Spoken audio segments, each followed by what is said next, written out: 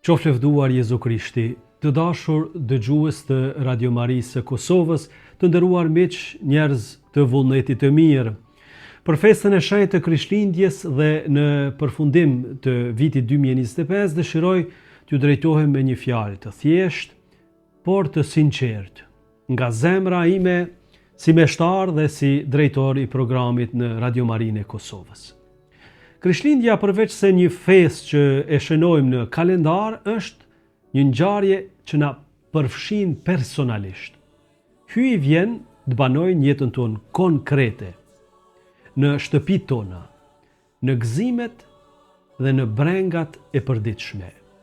Krishti i posalindur nuk qëndron larg nesh, por afrohet me butësi aty ku jeta është reale, shpesh e thjesht, herë e lodhur, por gjithmonë e hapur për shpresë. Në këtë frymë Radio Maria e Kosovës përpiqet çdo ditë të jetë pranë njerëzve, duke sjell praninë e Zotit përmes fjalës, lutjes dhe shoqërimit shpirtëror në jetën e dëgjuesve tanë.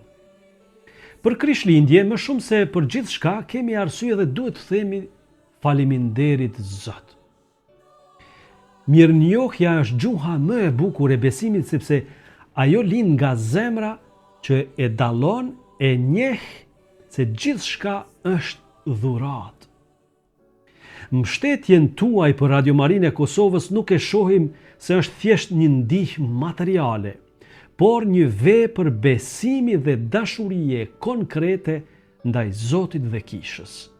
Përmes bujarisë suaj ju bëheni bashkëpunëtor të Ungjillit, duke ndihmuar që fjala e Zotit, lutja dhe shpresa të arrijnë te shumë zemra që ka nevojë për dritë, për paqe dhe ngushëllim. Gjithashtu duhet thënë se Radio Maria nuk është vetëm një medie, por një familje shpirtërore.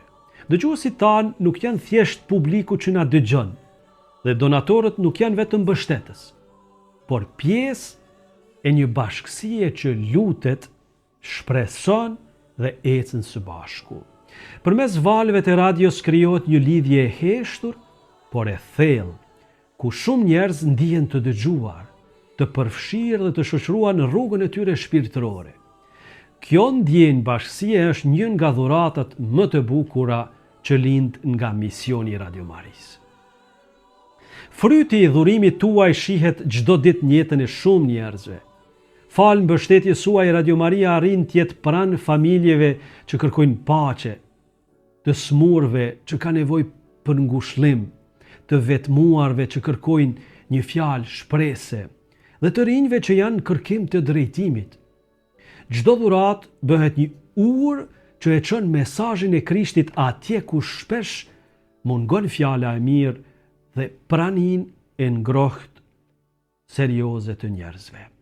Në prag të vitit të ri 2026, kjo kohë e shenjtë na fton të ecim përpara me shpresë dhe besim të ripërtrirë. Viti i ri, përveç se një fillim kalendarik, është një thirrje për t'ja besuar jetën Zotit, për të forcuar fenë dhe për të qëndruar besnik në rrugën e përditshme të dashurisë dhe shërbimit. Me Krishtin në qendër, çdo hap bëhet më i sigurt dhe çdo ditë fiton kuptim të ri. Ju sigurojmë se ju dhe familja juaj jeni të pranishëm lutjet tona të përditshme dhe në kremtimin e Eukaristisë Meshës së Shenjtë. Me mirënjohje ja paraqesim Zotit emrin tuaj, duke kërkuar që Krishti i posalindur ju bekoj me paqe të thellë, shëndet mirë dhe gëzim të qëndrueshëm shpirtëror. Fal dashurisë dhe besnikërisë suaj, ky mision vazhdon të jetojë dhe të jap fryte edhe këtu në Kosovë, gjithsesi në Mërgat diaspor. Krishti i posalindur qoftë forca juaj në çdo ditë dhe drita që ju prin në çdo hap. Ju mbaj në lutje dhe ju falenderoj që jeni pjesë e kësaj rruge të përbashkët. Me përzemërsi dhe bekim, Dom Shtjefën Dodës, drejtor programi në Radio Marinë e Kosovës.